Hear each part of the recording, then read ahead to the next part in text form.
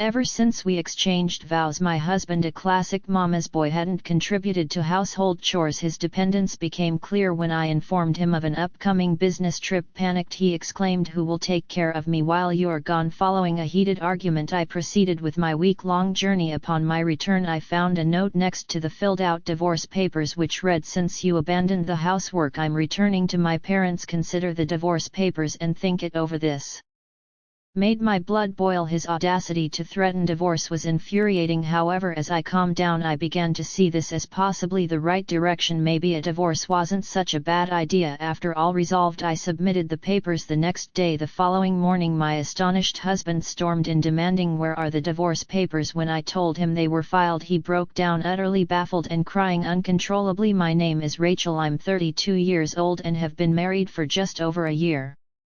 After college, I diligently climbed the ranks at a prominent company. Approaching 32 without a romantic partner, pressured by my parents to settle down, I reluctantly joined a dating agency. That's where I met David, a soft-spoken man a few years younger than me who worked at a mixed firm. We connected over several dates and he was nothing but respectful and understanding during our courtship, which made me think he was the one. When he proposed, I was overjoyed, thinking we'd spend our lives together, but our marriage revealed challenges I hadn't anticipated. When I joyfully accepted David's proposal, we became officially engaged. Visiting my parents, they impressed upon us that marriage is a lifelong commitment. "Rachel, always be there for David," they advised, and I agreed. While David listened attentively, our next stop was at David's parents' house. His father, Hardy, welcomed me with open arms, saying, "I've heard so much about you from my boy. It's great to finally meet you." His mother, Michael, however, was more reserved. With a scrutinizing look, she asked David, "Is this the one?" To which David confidently replied, "Yep, mommy, I want to marry her." I was slightly taken aback by his use of mommy as well as by Michael's forthrightness. Hardy quickly intervened. "Enough, Michael," he apologized for her bluntness and reassured me, "We're very happy about your marriage, but just so you know, David has had it pretty easy here. He might be a bit of a challenge." I responded with assurance, "I adore David's gentle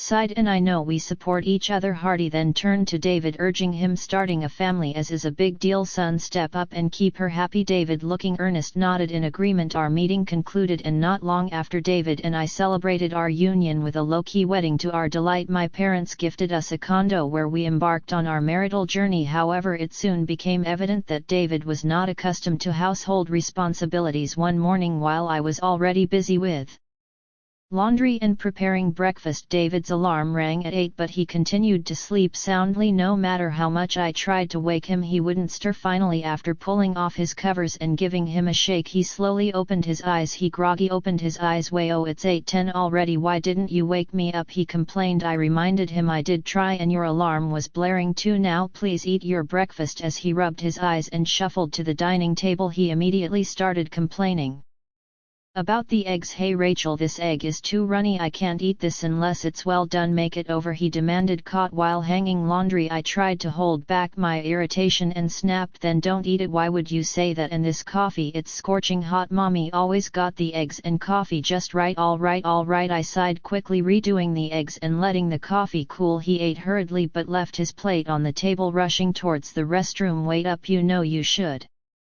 clean up after yourself." "Gee, I'm short on time," he called back, dismissing his responsibility even though his breakfast delay was his fault. Annoyed, I paused my makeup routine to clean up the dishes. While picking out my outfit, he called out again, "Rachel, over here, help with my tie." There he stood, tie hanging limply around his neck, looking utterly helpless. "Seriously, you can't even tie your tie? What did you do before we got married?" "Mommy always did it," he replied sheepishly with a deep exhale. I nodded his tie and somehow we both managed to leave the house. This had become our routine. He never helped with any housework and it felt like I was juggling everything and babysitting him too. Every time an issue arose, it was always, "Mommy did it this way," or "with Mommy it went like that," always referencing his mother Michael. This routine dragged on for a year, and as the pressures mounted, thoughts of divorce began to creep into my mind. My father's insistence that marriage is forever echoed in my mind.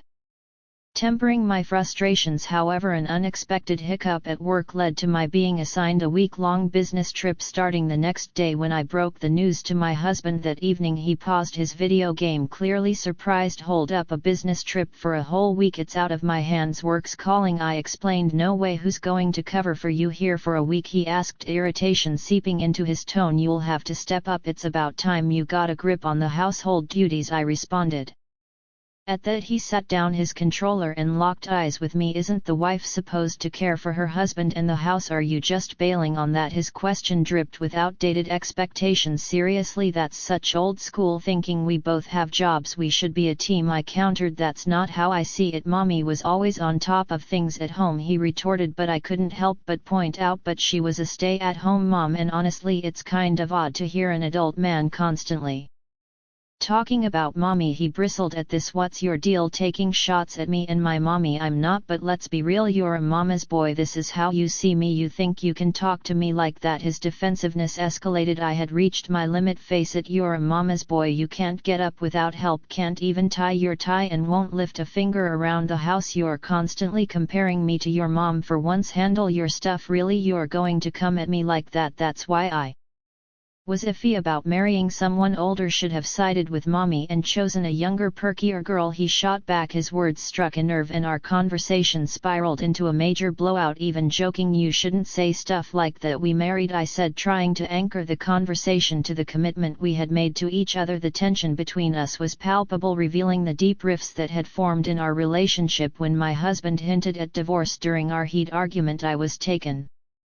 aback. With a smug tone he challenged, you can't possibly want a divorce, can you? You wouldn't want to be labeled divorced, and think about what your dad said about sticking together. But then he sharply added, well, I just did. If you go on this business trip and leave me here alone, I'm seriously considering a divorce. With those words he stormed off to our bedroom, leaving me stunned. Despite the shock, the idea of divorce lingered in my mind, something I had previously struggled with, as I didn't want to disappoint my parents, yet now it seemed like a viable option to contemplate seriously. With these heavy thoughts I went to bed bright and early. The next day I was up preparing for my trip. The fallout from our argument was still fresh and weighing on me, but I had work commitments to attend to. I nudged David, who was still nestled under the covers. I'm heading out, you better wake up or you'll be late for work. His response was a sleepy, unintelligible mumble. Rolling my eyes, I left. A few hours later a text from him popped up on my phone. You barely tried to wake me, now I'm running late. Did you really go on that trip? I quickly texted back, I did wake you up, and yes, I'm on my trip, I'll be back in a week. He read my message but didn't reply. Mid-trip I decided to call my parents to update them about David's behavior and share my growing inclination towards divorce. I braced myself for a lecture, unsure of how they would react to the possibility of our marriage ending. The call was going to be a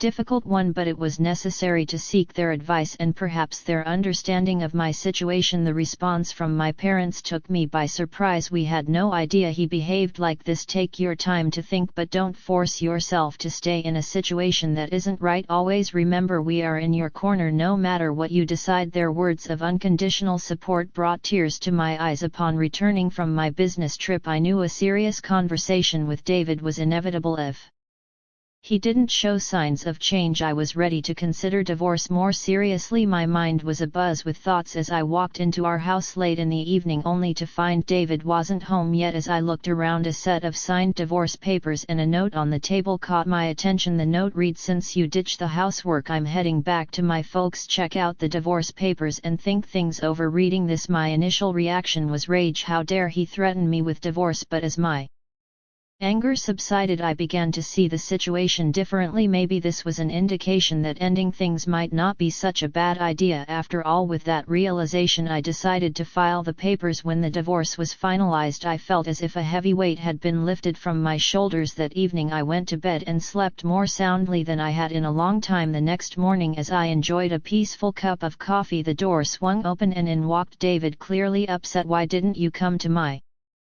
Parents' place to apologize. What's gotten into you? He demanded, his temper flaring. Then, noticing the empty spot where the divorce papers had been, his expression shifted from anger to shock. Hold on, where are the divorce papers? Oh, I filed them, I calmly responded. You did what? He looked as if he had been slapped. You went through with it. Thanks for signing them, it made everything smoother. I said. You can't be serious. Did you go all the way? Have you lost your mind? He exclaimed, unable to hide his astonishment at my decisiveness. Seeing how composed I remained, he lost his cool completely. That's it, I'm calling my parents. Sure, knock yourself out, I replied, undisturbed by his threat, knowing I had made the right decision for myself. An hour after the confrontation with David, his parents Michael and Hardy arrived at our apartment. Michael immediately spotted me and dramatically exclaimed, "You, how could you just divorce David like that? What's your deal?" I responded coolly, "If he had the divorce papers all filled out and ready to go, doesn't that suggest he wanted out? Is that a problem? How can you be so bold when you're just his wife?" she countered. But before the situation could escalate further, Hardy intervened with a firm enough the room fell silent. Hardy turned to me. "Rachel, can you walk us through what happened?" I agreed and began detailing the ongoing issues, our argument before my trip and the divorce papers David had left for me. I was at my wit's end. It seemed like he wanted a divorce, so I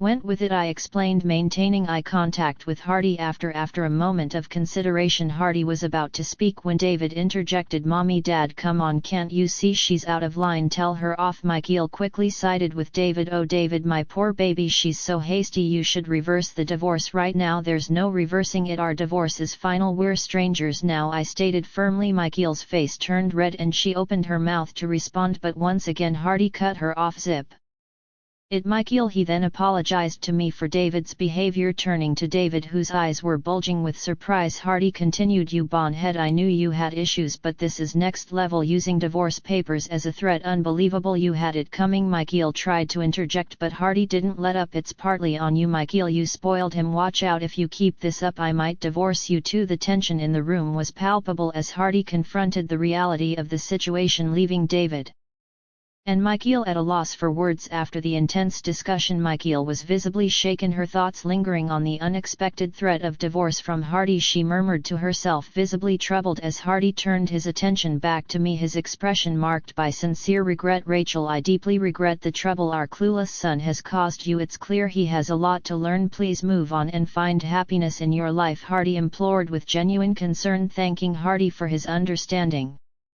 I watched as he left, taking a dejected David with him. It wasn't long before the news spread throughout our circle. Hardy had decided to cut financial and emotional ties with his son, a drastic step meant to push David towards self-sufficiency. David's life took a downward spiral. Shortly thereafter, he moved into a modest, somewhat neglected apartment, his first time living truly by himself. The transition was far from smooth. His new home quickly descended into chaos, a visible representation of his disorganized personal life with no one to depend on and habitual tardiness. David soon found himself unemployed, his inability to adhere to a schedule finally catching up with him. Simultaneously, the dynamics within his family deteriorated further. Michael, who had always been intricately involved in David's personal affairs, overstepped boundaries one too many times, which led to a serious fallout with Hardy. Ultimately, this resulted in their separation. Michael ended up moving in with David, each of them struggling to find stable footing. They scraped by with low-end jobs, their lives marked by a series of unfortunate events and poor decisions with no clear path to improvement visible. On the other hand, my own life took a markedly different turn. Freed from the daily stresses and emotional drain of my relationship with David, I found myself alone in our condo, which now felt surprisingly spacious and full of potential. With renewed energy and focus, I dedicated myself to my career. The absence